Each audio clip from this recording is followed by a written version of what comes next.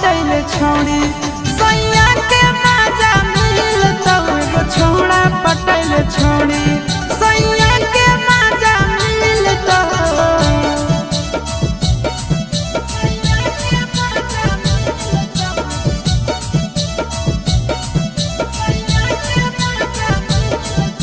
Mixed by Nandan Yadav.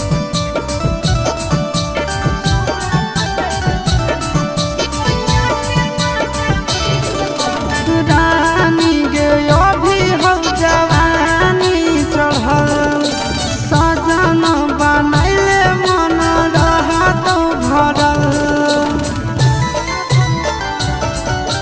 रानी गे अभी हो जवानी चढ़ल सजन बनैले मन रहत भरल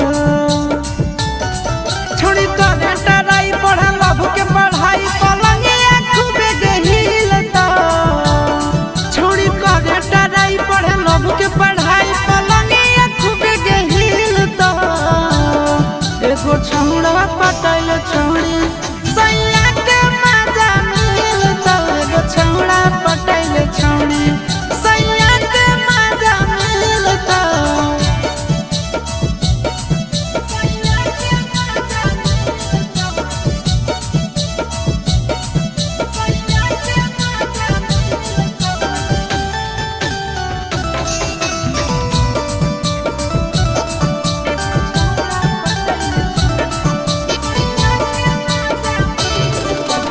जबले कुआं रही गे लूट ले लहा